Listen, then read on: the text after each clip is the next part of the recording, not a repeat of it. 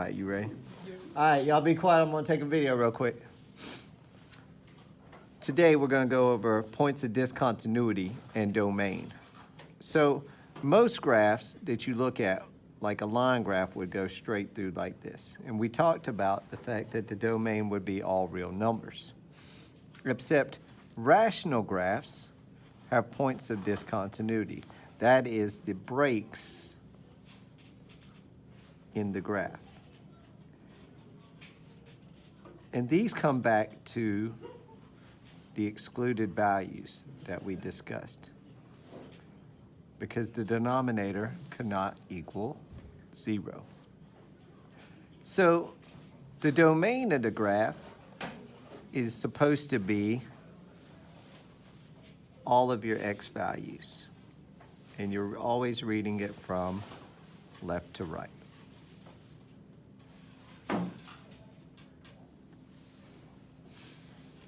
So how do you find these points of discontinuity?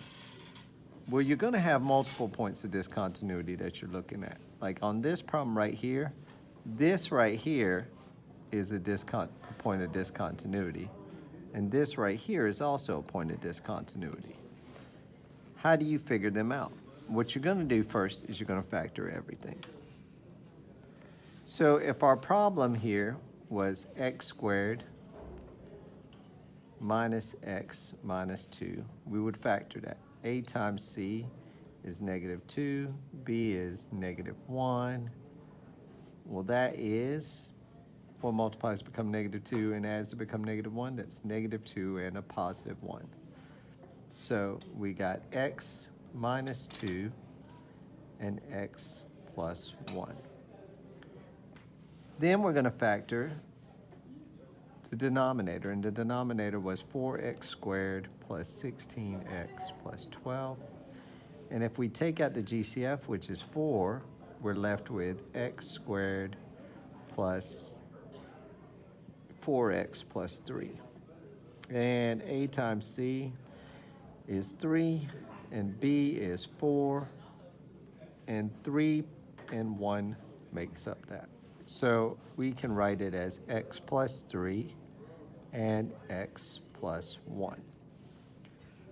Once you are here, you've now factored everything.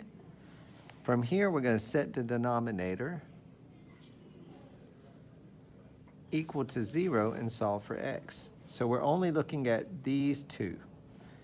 X plus 3 equals 0, and x plus 1 equals 0. And if we solve, x equals -3, and x equals -1.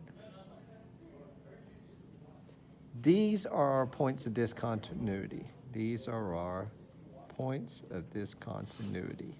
And you can see right here, this is x equals -1. This, at -3, this is x equals -3. And this is x equals -1. This is where the graph is discontinuous, also known as the points of discontinuity.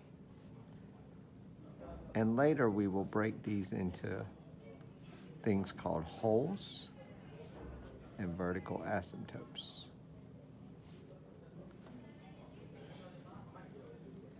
So how do you write the domain? Well, the domain is always all real numbers, so you just write double R, except